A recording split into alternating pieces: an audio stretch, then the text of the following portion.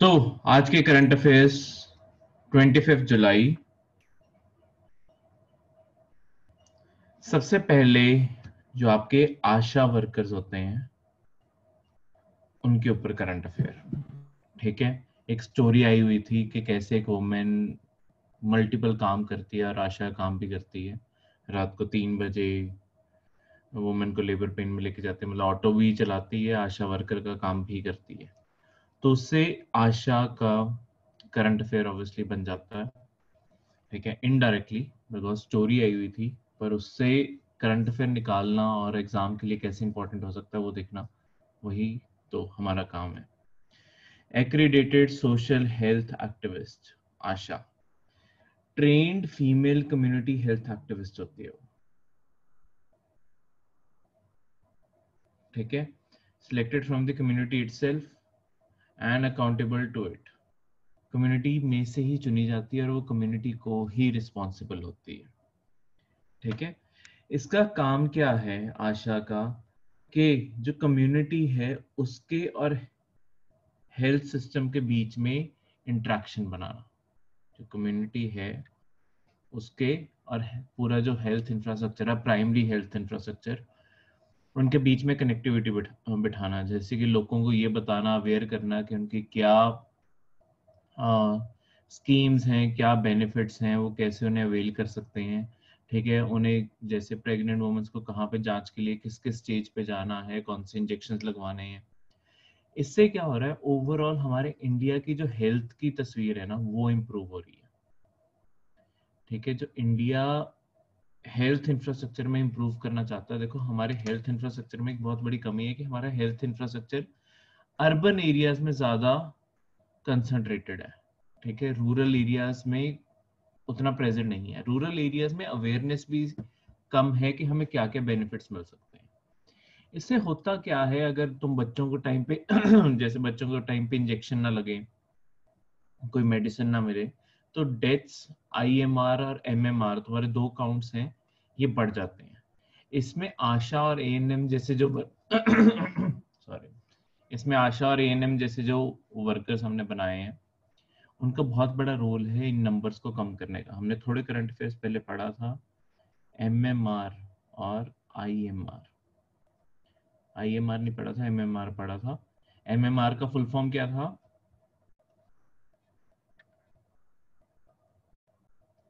Maternal maternal mortality rate, MMR. तो MMR, दोबारा से उस क्वेश्चन को रिवाइज करते हुए, एमएमआर की डेफिनेशन तुम्हें कभी पेपर में पूछी जा सकती है, नंबर ऑफ डेथ्स पर, क्या था? पर लैक ऑफ चाइल्ड बर्थ। बिल्कुल, पर लाख लाइव चाइल्ड बर्थ। तो वुमेन की कभी भी प्रेगनेंसी की पूरी ड्यूरेशन में या टर्मिनेशन के 45 डेज के बाद अगर कभी भी डेथ हो जाती है तो उसे मैटरनल मोर्टालिटी रेट में गिना जाता है कि मदर की डेथ हुई है। मैटरनल मतलब मदर की डेथ। वो कब गिना जाएगा, कितनी डेथ हुई है? जब 1 लाख लाइव बच्चों को, डेड भी हो सकते हैं, तो लाइव जो जिंदा बच्चे हैं उनके बर्थ के साथ जोड़ के एमएमआर को देखा जाता है।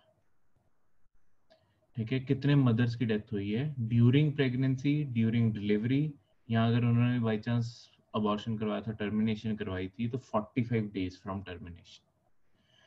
आईएमआर का फुल फॉर्म है इन्फेंट मोर्टेलिटी रेट। ये देखा जाता है, इसकी डेफिनेशन ऊपर लिख रहा हूं, नंबर ऑफ डेथ्स, ये बच्चों की, इन्फेंट का मतलब बच्चे, नंबर ऑफ डेथ्स जो 0 टू तुम्हारे 1 साल के होते हैं। ठीक है, पर 1000 लाइव बर्थ। इन दोनों के देखो नीचे डिवीजन का क्राइटेरिया लग गया। यहाँ पे 1000 लाइव बर्थ के अकॉर्डिंग डेथ्स, यहाँ पे 1 लाख, क्योंकि मदर्स की डेथ कंपैरेटिवली बच्चों से कम होती है। ठीक है, तो इसका नहीं यहाँ पे नंबर बड़ा रखा हुआ है, यहाँ पे नंबर छोटा रखा हुआ है, ठीक है। पर और बहुत सारी इल इन्फेक्शंस और प्रॉब्लम्स आ सकती हैं। तो आशा का लगातार काम यही होता है कि हेल्थ को लगातार कम्युनिटी लेवल तक पहुंचाना, जो भी सरकार करना चाहती है, ठीक है। जैसे इसके बाद भी आशाओं का काम रहता है कोई भी न्यूट्रिशियस इन चीज़ों को, जो न्यूट्रिशियस डाइट है उसे स्कूल गोइंग बच्चों में, और खासकर जो ग्रोइंग एजेस, देखो माना जाता है जो 0 to 5 years है ना, हमारा ज्यादातर ब्रेन इस उम्र में डेवलप हो जाता है। तो इस उम्र में लर्निंग से लेके एक प्रॉपर न्यूट्रिशियस फूड सबसे ज्यादा इंपॉर्टेंट है, क्योंकि अगर इस उम्र में ब्रेन डेवलप नहीं कर पाया तो आगे वो कभी गेन नहीं कर पाएगा, ठीक है। डेवलपमेंट मैक्सिमम ब्रेन की इस उम्र में हो जाती है, इसके बाद हम सिर्फ अपनी मेमोरी बिल्ड करते हैं, डेवलपमेंट इस पे होती है, ठीक है। तो अगर बच्चों को न्यूट्रिशियस खाना, मतलब न्यूट्रिशन में भी आशा का रोल आता है कि न्यूट्रिशन प्रमोट करना, बैलेंस डाइट को प्रमोट करवाना, मतलब वो प्रोवाइड नहीं करते, पर लोगों को अवेयर करना जरूरी है कि 0 to 5 years में ये डाइट देना बहुत इंपॉर्टेंट है। 0 to 5 years में अगर ये डाइट नहीं देते तो दो डेफिनेशंस और, एक होती है बच्चों में, और अगर न्यूट्रिशियस डाइट ना मिले, माल न्यूट्रिशन हो जाए, तो एक स्टंटिंग की प्रॉब्लम हो सकती है, और दूसरा वेस्टिंग। ये बच्चों के लिए दो वर्ड्स यूज किए जाते हैं, स्टंटिंग और वेस्टिंग। स्टंटिंग क्या होता है? स्टंटिंग होता है अगर हाइट टू एज, देखो हर एज के अकॉर्डिंग ना एक मिनिमम हाइट रिकमेंड की जाती है कि बच्चे की कम से कम इतनी हाइट होनी चाहिए इस एज पे। अगर बच्चे को कहते हैं कि प्रॉपर न्यूट्रिशन ना मिले, बच्चा स्टंट कर जाता है, ठीक है, स्टंटिंग हो जाती है, यानी कि उसकी हाइट उसकी एज के हिसाब से कम रह जाती है, ठीक है, अगर वो मिनिमम से नीचे है उसे कहते हैं स्टंटिंग। वेस्टिंग होता है weight to height, weight to height. अगर अब जो भी तुम्हारी हाइट है उसके अकॉर्डिंग हमेशा बीएमआई जब भी कैलकुलेट करते हैं उसमें हमेशा हाइट का क्राइटेरिया भी होता है। वो क्यों होता है? जैसे जैसे तुम्हारी बॉडी ग्रो कर रही है वैसे वैसे तुम्हारा वेट भी बढ़ना चाहिए, ठीक है। तो अगर एक ये मिनिमम लेवल है, मैक्सिमम लेवल की बात नहीं है इसमें वेट की, मतलब कोई मोटा है उसकी बात नहीं है, जो कम रह गया उसकी बात है वेस्टिंग। अगर हाइट से वेट कम है, जितना मिनिमम रिकमेंडेड है उससे कम है वेट, तो कहते हैं बच्चा वेस्टेड है, ठीक है। अगर वेट ज्यादा है तो फिर तो उसे ऑब्वियसली ओबीस कहेंगे, ठीक है, वो ओबेसिटी होती है। पर अगर मिनिमम से कम रह गया तो वेस्टेड है बच्चा, ठीक है। आशा स्कीम इस टाइम तुम्हारी 33 स्टेट्स और यूनियन टेरिटरी सब में चल रही है, बस 3 जगह को छोड़ के। कौन सी 3 जगह हैं? गोवा, चंडीगढ़ और पुडुचेरी। यहाँ पे आशा वर्कर्स नहीं है, बाकी सारे इंडिया में आशा वर्कर्स है, ठीक है। तो आगे तुम्हें इसके बाद इसके बहुत सारे क्राइटेरिया दिए हुए हैं, जैसे रूरल एरियाज में क्या क्राइटेरिया चाहिए और अर्बन एरियाज में। रूरल एरिया में वुमेन मैरिड होनी चाहिए, देखो मैरिड, विडो या डाइवोर्स होनी चाहिए। सिंगल वुमेन को आशा बनने क्यों नहीं दिया जा रहा? मतलब अगर वो डाइवोर्स और विडो है वो अलग बात है, पर बिफोर मैरिज कोई क्राइटेरिया नहीं है। इसका एक बहुत ही स्पेसिफिक रीजन है, वो है इंडियन सोसाइटी में जो हम पढ़ते हैं, वो है वुमेन माइग्रेशन पे। देखो इंडिया में अगर जेंडर के अकॉर्डिंग देखो ना कि कौन सा जेंडर ज्यादा माइग्रेशन करता है, वो वुमेन है। चाहे जॉब के लिए ना भी करें, पर एटलीस्ट लाइफ में ज्यादातर इंडिया में जो नॉर्म फॉलो होता है वो यही है कि मैरिज के बाद वुमेन अपना घर छोड़ के अपने हस्बैंड के घर चली जाएगी, तो वो भी एक माइग्रेशन ही मानी जाती है, ठीक है, एटलीस्ट उसका गांव तो चेंज हो ही जाएगा, अगर डिस्ट्रिक्ट भी सेम है कम से कम गांव तो चेंज हो ही जाएगा, तो वो भी एक तरह से माइग्रेशन ही है। ठीक है, तो मैरिज क्राइटेरिया ज्यादातर इंडिया में, कुछ हमारे यहाँ पे मेट्रियार्की सोसाइटी भी है, पर ज्यादातर इंडिया पेट्रियार्की पे ही चलता है। पेट्रियार्की में वुमेन अपना घर छोड़ के हस्बैंड के घर जाती हैं। तो ये माइग्रेशन कारण क्या हो सकता है, अगर कल तुमने एक आशा वर्कर को चुना है तो वो अगर उसकी शादी होगी तो वो कहीं और चली जाएगी। तो पहले ही सरकार की सरकार ने अपनी प्रेफरेंस बनाई हुई है कि हम मैरिड वुमेन को लें या विडो, तो कहीं पे शादी हुई है वहीं पे विडो हुई होगी वो, या डाइवोर्स्ड। ठीक है, इन क्राइटेरियाज को फॉलो करके, बिकॉज इन दोनों सेक्शंस को सपोर्ट की भी ज्यादा जरूरत होती है। ठीक है, चाहे वो अब सिंगलहुड में आ गई हैं पर उन्हें सपोर्ट की सरकार से ज्यादा जरूरत है। ठीक है, इस कारण इन दोनों क्राइटेरिया को रखा गया। 25 to 45 ईयर्स की एज में प्रेफरेबली, अगर कोई ना मिले फिर एज रिलैक्स भी हो सकती है, पर प्रेफर किया जाता है पहले कि 25 to 45 ईयर्स की। ठीक है, 10th स्टैंडर्ड तक पढ़ी हो। ठीक है, तो बस इंट्रैक्शन करनी आती हो, इंटरेस्टेड हो, बस ये चीज है, क्योंकि ये अल्टीमेटली वॉलंटरी काम है, इसमें सैलरी कोई ज्यादा नहीं मिलती। तो इस कारण वुमेन को खुद इनकरेज किया जाता है कि वो करना चाहती हैं तो वो आगे आ जाए, इसमें कोई ज्यादा सैलरी मिलती नहीं है। ठीक है, इसे वॉलंटरी काम के तौर पे ही रेफर किया जाता है।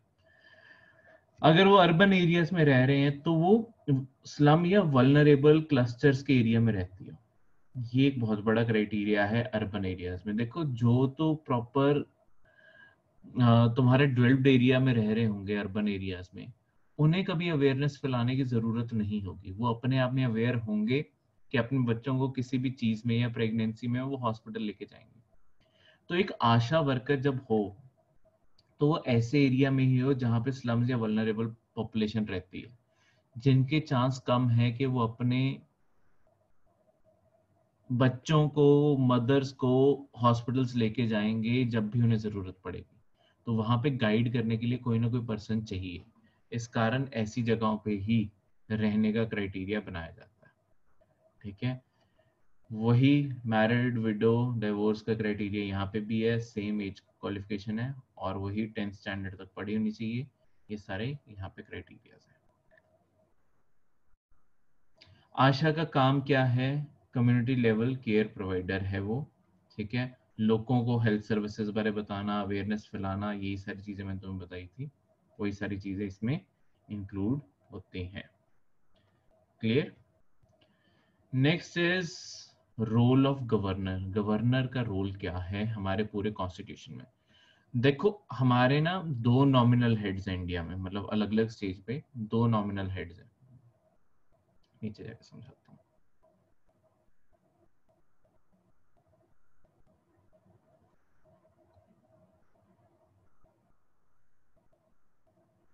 हाँ जी करण, वो ट्राइबल एरियाज में भी होते हैं। ट्राइबल एरियाज हमेशा किसी ना किसी ग्राम सभा के अंडर आते होते हैं। ठीक है, तो वहां पे वो ट्राइबल एरियाज में भी होते हैं, बिकॉज ट्राइबल एरियाज को भी अवेयरनेस फैलाने की जरूरत होती है, तो आशा वर्कर वहां पे भी होते हैं। देखो, एक साइड पे हम सेंटर का, मैं तुम्हें स्ट्रक्चर बना के दिखाता हूँ। ठीक है, साथ साथ हम सेंटर का स्ट्रक्चर पढ़ते हैं।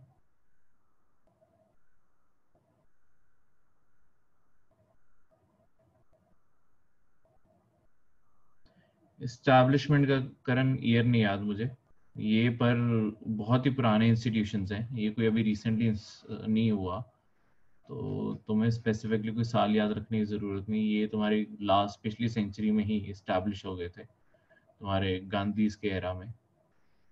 आई थिंक इंदिरा गांधी के टाइम पे इस्टेब्लिश हुए थे ये। ठीक है, इंदिरा गांधी या राजीव गांधी, गांधी के टाइम पे हुए थे ये। एक साइड पे सेंटर के इंस्टीट्यूशंस और तुम्हारे एक साइड पे स्टेट का स्ट्रक्चर पढ़ते हैं।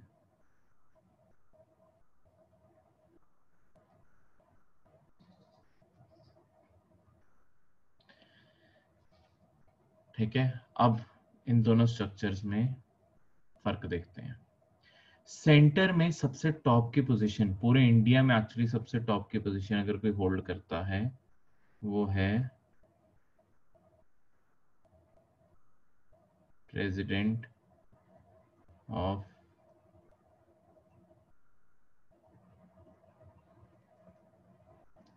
इंडिया। मैं दूसरे बोर्ड पे ड्रॉ कर देता हूँ।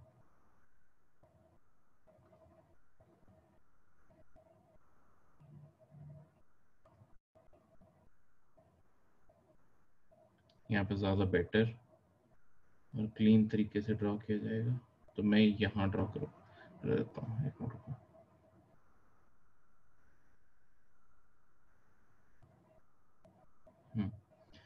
तो यहाँ पे अगर मैं ड्रॉ करूँ, एक साइड पे मैं सेंटर का स्ट्रक्चर ड्रॉ करता हूँ,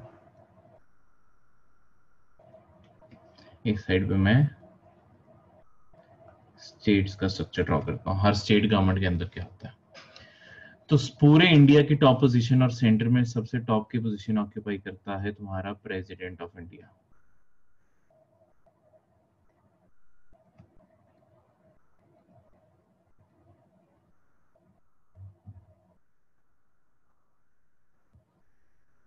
ठीक है, स्टेट के अंदर जो टॉप की पोजीशन होती है वो ऑक्यूपाई करता है हमारा गवर्नर ऑफ द स्टेट।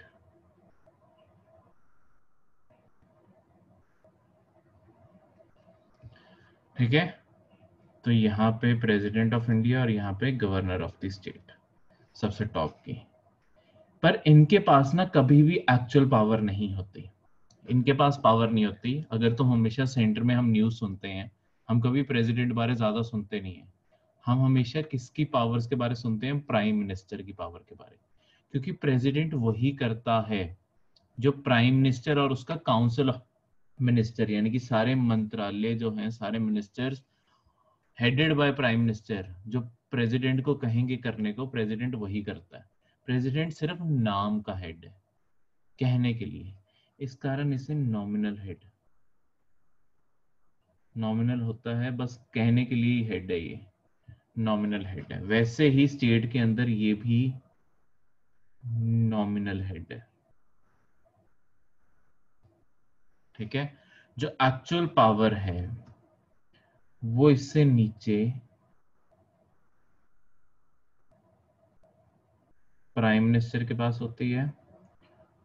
ठीक है, और यहाँ पे हम जिस ऑफिस को सुनते हैं वो है चीफ मिनिस्टर।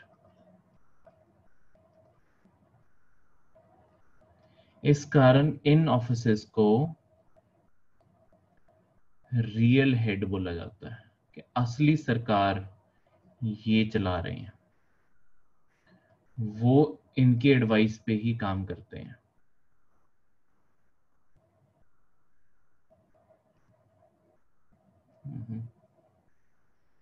ठीक है, पर अब इस पूरे स्ट्रक्चर में भी एक बहुत बड़ा फर्क है। प्रेसिडेंट को पूरी तरह, बिकॉज प्रेसिडेंट देखो पूरे इंडिया का हेड है, प्रेसिडेंट के पास आर्म फोर्सेस को कमांड देने की पावर है, वो कमांडर इन चीफ है। तो इस कारण प्रेसिडेंट के ऊपर ज्यादा बंदिशें लगाना जरूरी है, नहीं तो ये पर्सन डिक्टेटर बन सकता है। पूरे इंडिया के ऊपर बैठा हुआ है ना, सारी आर्म्ड फोर्सेस के ऊपर बैठा हुआ है, तो इस कारण प्रेसिडेंट को हर चीज में प्राइम मिनिस्टर की बात सुननी जरूरी है। गवर्नर के पास बहुत सारी ऐसी पावर्स हैं जहां पे उससे चीफ मिनिस्टर की बात सुननी जरूरी शायद ना भी हो। ठीक है, उसके पास डिस्क्रिशनरी पावर्स, इन्हें कहते हैं डिस्क्रिशनरी पावर्स। डिस्क्रिशनरी का मतलब है जहां पे ये अपनी मर्जी से दोनों फैसले ले सकते हैं। डिस्क्रिशनरी पावर्स गवर्नर की ज्यादा बड़ी हैं प्रेसिडेंट से, प्रेसिडेंट के पास पावर्स कम है। ठीक है, क्लियर? ये जब पॉलिटी के अंदर प्रेसिडेंट और गवर्नर के चैप्टर आएंगे तब जाके वहां पे भी डिटेल में पढ़ोगे। ठीक है, तो अभी सिर्फ करंट अफेयर में जितनी नॉलेज रिक्वायर्ड है उसे देना जरूरी है, तो वो मैं साथ साथ तुम्हें प्रोवाइड कर रहा हूँ। Excuse me sir. हाँ जी। सर गवर्नर बनते कौन है? लाइक आईएएस बनते हैं आगे जाके कुछ नहीं नहीं और? नहीं, गवर्नर कोई भी बन सकता है, तुम्हें बस मिनिमम क्राइटेरियाज पूरे करने हैं। मैं तुम्हें अभी क्राइटेरियाज भी कराऊंगा। कोई भी इंडिया का सिटीजन होना चाहिए बस, और एज क्वालिफिकेशन बस तुम्हें पूरी करनी है और तुम गवर्नर बन सकते हो। ठीक है, तुम्हें 35 साल का होना चाहिए बस, और तुम गवर्नर बन सकते हो। सर इसमें लाइक पॉलिटिक्स इंक्लूड होती है? क्या चीज? कौन सी क्वालिटीज? नहीं लाइक पॉलिटिक्स इंक्लूड होती है, लाइक मतलब कोई पार्टी वगैरह जो बनाए से गवर्नर, या मतलब लाइक। इसमें हाँ बिल्कुल, इसमें मतलब कोई जरूरी नहीं है कि कोई हमेशा पॉलिटिकल पार्टी का ही बंदा हो, पर जो पार्टी सेंटर में जिसकी सरकार होती है ना, बिकॉज गवर्नर्स को अपॉइंट करता है प्रेसिडेंट। प्रेसिडेंट किसकी एडवाइस पे काम करेगा? प्राइम मिनिस्टर की एडवाइस पे। तो जिनकी सरकार सेंटर में होती है वही डिसाइड करते हैं कि सारी स्टेट्स में गवर्नर कौन कौन होंगे। ठीक है, मतलब क्योंकि तुम्हारे गवर्नर को अपॉइंट करना है तुम्हारे प्रेसिडेंट ने, प्रेसिडेंट एडवाइस पे काम करता है तुम्हारे प्राइम मिनिस्टर की। तो प्राइम मिनिस्टर जिस भी गवर्नमेंट का होगा वो उस पूरे इंडिया में डिसाइड करेंगे कि गवर्नर कौन होंगे। तो वो अपने पसंद के लोग, हर पॉलिटिकल पार्टी अपने पसंद के लोग लगाती है गवर्नर की पोस्ट पे। ठीक है फिर, थैंक यू। हाँ जी, ठीक है। तो गवर्नर जो है वो स्टेट के अंदर वो सारे फंक्शंस निभाता है जो प्रेसिडेंट यूनियन लेवल पे निभाता है। ठीक है, सो बेसिकली जब सर फिर गवर्नर, इसका, एक्सक्यूज मी सर, फिर इसका ऑफिस टाइम भी वही फिर 5 साल होता है जब तक पार्टी है गवर्नर? नहीं नहीं नहीं, इसे एक बारी मतलब सेंटर की पार्टी से इसका कुछ लेना देना नहीं। जब ये एक बारी अपॉइंट कर दिया गया तब इसे टर्म मिलता है उस डेट से लेके 5 साल। ठीक है, मतलब कि लेट्स सपोज लास्ट ईयर में जाके तुमने अपॉइंट किया, पिछले सरकार का, सेंटर की सरकार का टर्म खत्म हो रहा था, उस टाइम तुमने कहीं पे गवर्नर अपॉइंट किया। अब उस बेचारे को तो 5 साल मिलने ही चाहिए ना उसके बाद। पर वो भी कंपल्सरी नहीं होते, क्योंकि फिर रिमूवल के क्राइटेरियाज आ जाते हैं। इसे रिमूव करना भी बहुत आसान है। इसे अपॉइंट भी प्रेसिडेंट करता है, इसे रिमूव भी प्रेसिडेंट करता है on the advice of prime minister. Appoint भी प्राइम मिनिस्टर की मर्जी से करना है, रिमूव भी प्राइम मिनिस्टर की मर्जी से। यानी कि इसे टर्म तो चलो कॉन्स्टिट्यूशन ने 5 साल का दिया है एक बारी के लिए, कि 5 साल तक ये एक बारी ऑफिस में रह सकता है, मतलब 5 साल बाद दोबारा रिन्यू भी किया जा सकता है, जितनी बारी मर्जी रह सकता है, उसकी कोई लिमिट नहीं है। पर एक बारी 5 साल, 5 साल बाद दोबारा से रिन्यूअल लेटर लेना पड़ेगा, अपॉइंटमेंट लेटर लेना पड़ेगा। अपॉइंटमेंट प्रेसिडेंट करता है प्राइम मिनिस्टर के एडवाइस पे। पर वो 5 साल का जो टेन्योर मिला है उसके बीच में कभी भी प्रेसिडेंट कह सकता है कि बस तुम चले जाओ, अब तुम रिटायर हो जाओ। तो वो भी वो प्राइम मिनिस्टर के कहने पे ही करेगा प्रेसिडेंट। क्लियर हो गया, या मैं दूसरी शीट पे समझाऊं? किसी को भी इसमें डाउट है मैं दूसरी शीट पे समझा दूंगा। तो बेसिकली तुम्हारे गवर्नर, ज्यादातर स्टेट्स में गवर्नर के नाम से ही जाना जाता है। जो तुम्हारे कुछ यूनियन टेरिटरीज हैं वहां पे इसे लेफ्टिनेंट गवर्नर के तौर पे रेफर किया जाता है। कौन सी यूनियन टेरिटरीज हैं? दिल्ली, पुडुचेरी, जम्मू कश्मीर। ठीक है, तो ये चीज याद रखना, ये 3 जगहों पे, और एक वो भी तो थे तुम्हारे, कहाँ गया, हाँ, और अंडमान एंड निकोबार, लद्दाख, जम्मू कश्मीर तो पहले भी आ गया। टोटल 5 जगह पे है अब, जहाँ पे अंडमान एंड निकोबार, लक्षद्वीप इसमें लिस्ट में मिस किया हुआ है, लक्षद्वीप भी है इस लिस्ट में। मैं यहाँ पे लिख देता हूँ,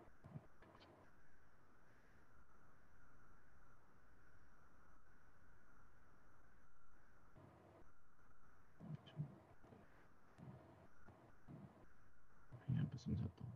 देखो, जो तुम्हारा दिल्ली है, लद्दाख है, ऑफिस सेम है, ऑफिस में कोई फर्क नहीं है, सिर्फ टाइटल में फर्क आया था। जम्मू कश्मीर, अंडमान एंड निकोबार, तुम्हारा पौंडीचेरी, या उसका जो नाम चेंज करके पुडुचेरी रख दिया गया था, और लक्षद्वीप आइलैंड्स, तुम्हारे अंडमान एंड निकोबार भी आइलैंड्स और लक्षद्वीप भी है।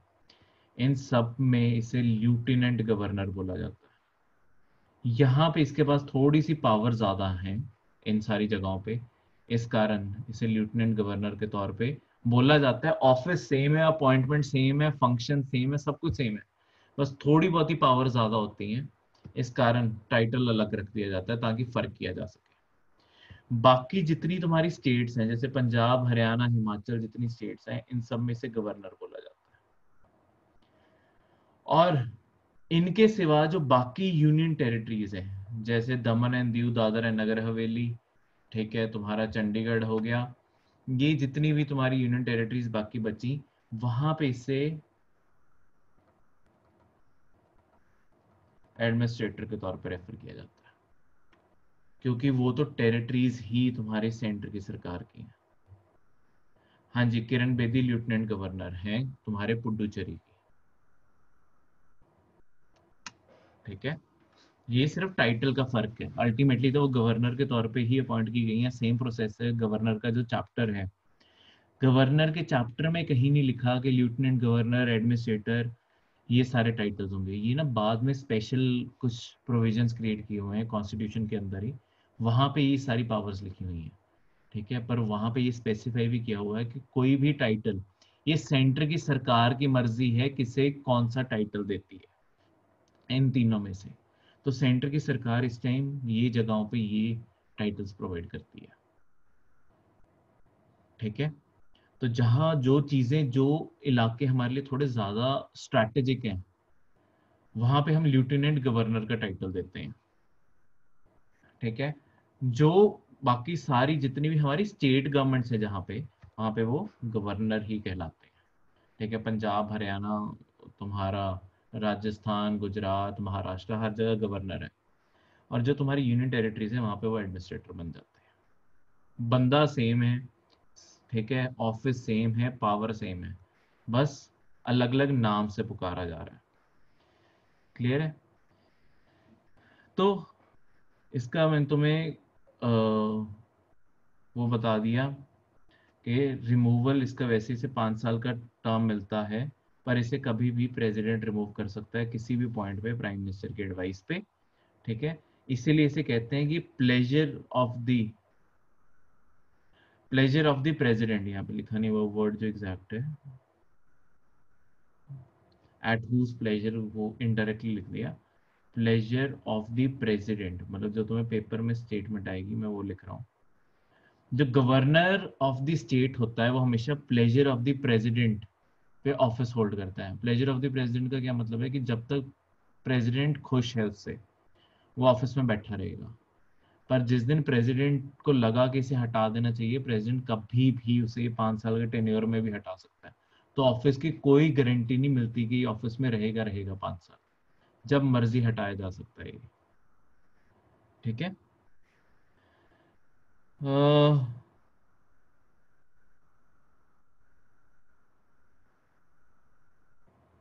उसके बाद ये खुद भी रिजाइन कर सकता है, वो तो खैर सबके पास ही पावर होती है। इसकी कोई इम्पीचमेंट का प्रोसेस नहीं होता। इम्पीचमेंट होता है किसी को पूरे एक फॉर्मली रिमूव करने का प्रोसेस हो, कि पहले ही जैसे लोकसभा को रेजोल्यूशन पास करना है, फिर राज्यसभा को, फिर प्रेसिडेंट करेगा। ऐसा कोई प्रोसेस नहीं है। जब भी प्रेसिडेंट चाहेगा इसके रिमूवल का प्रोसेस शुरू करके खत्म कर देगा, ठीक है। अब किसी को भी अगर गवर्नर बनना है, उसे 4 कंडीशंस पूरी करनी जरूरी है। सबसे पहले तो उसे इंडिया का सिटीजन होना चाहिए। उसके बाद उसकी कम से कम उम्र 35 साल होनी चाहिए। तीसरा, उसे पार्लियामेंट या स्टेट लेजिस्लेचर असेंबली का मेंबर नहीं होना चाहिए, मतलब वो एमपी या एमएलए नहीं हो सकता, ठीक है। तो उसे सरकार का कहीं पे भी, मतलब और भी कोई ऑफिस, उसे सरकार का पार्ट नहीं होना चाहिए, ठीक है। चाहे तुम सिविल सर्वेंट भी हो, वो अगला पॉइंट आता है, एनी ऑफिस ऑफ प्रॉफिट, मतलब तुम्हें किसी भी टाइप से सरकार में इन्वॉल्व नहीं होना चाहिए। अगर तुम किसी भी टाइप से सरकार में इन्वॉल्व हो तो तुम्हें पहले रिटायरमेंट लेनी पड़ेगी, उसके बाद जाके तुम गवर्नर के ऑफिस के लिए रन कर सकते हो और उसे, मतलब उसमें इलेक्ट हो सकते हो, ठीक है। प्रेसिडेंट द्वारा इलेक्ट तो क्या ही होना, प्रेसिडेंट ने चुनना है तुम्हें, पर तुम्हें पहले रिटायरमेंट लेनी पड़ेगी, ठीक है, फिर जाके होगा।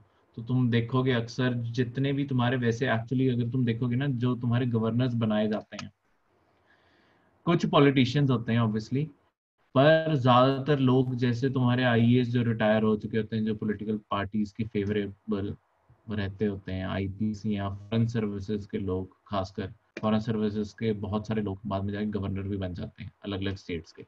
एक्चुअली अगर तुम प्रोफाइल स्टडी करोगे, ठीक है।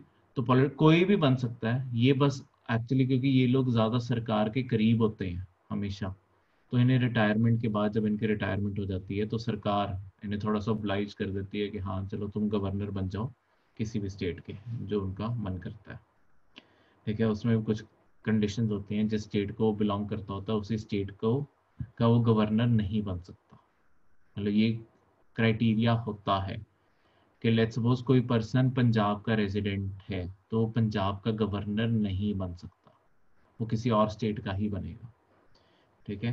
पर ये भी सेंटर ने बार बार क्राइटेरिया ब्रेक ही किया है, पर कॉन्स्टिट्यूशन में एटलीस्ट इसका मेंशन है, ठीक है। बाइंडिंग नहीं है क्राइटेरिया।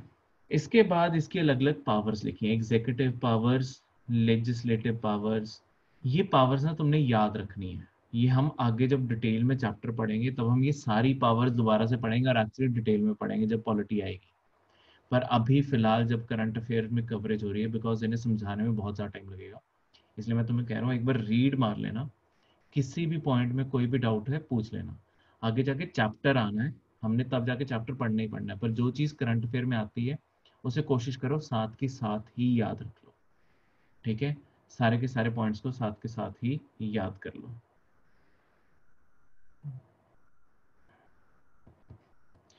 करण, पहले बात तो बाइंडिंग 42nd अमेंडमेंट से नहीं 24th अमेंडमेंट से किया गया था, ठीक है। और गवर्नर भी बाउंड है एडवाइस से, ठीक है। बस जो पावर्स उसके डिस्क्रिशन में है उन्हें छोड़ के, ठीक है। लेफ्टिनेंट गवर्नर बहुत सारी चीजों में बाइंडिंग नहीं होता, उसके लिए स्पेशल पावर्स के अलग एक्ट एग्जिस्ट करते हैं, जैसे दिल्ली का एक्ट, पुडुचेरी, इन सब के एक्ट अलग से एग्जिस्ट करते हैं जो उन्हें अलग से पावर्स देते हैं। वो भी हम पॉलिटी में पढ़ेंगे, तभी मैं कह रहा हूँ यहाँ से एक बार रीड मार लेना, बिकॉज उसके साथ और भी बहुत सारे इफ बट क्राइटेरिया जुड़े हैं। मैं तुम्हें रैंडमली बीच में से कहीं समझाने लगूंगा, वो शायद फिर टॉपिक ऊपर से निकल जाए। पर एक बार रीड मार लोगे ना, तुम्हें गवर्नर का ऑफिस एक टेम्पररी तौर पे जो फर्स्ट इमेज होनी चाहिए उसके तौर पे तुम्हें यहाँ पे समझ आ जाएगा, ठीक है। सेकंड इमेज जो फाइनल इमेज होगी वो हम सब्जेक्ट में कवर करेंगे ही करेंगे, ठीक है। किसी को कोई डाउट नहीं? तो ये थे आज के करंट अफेयर्स।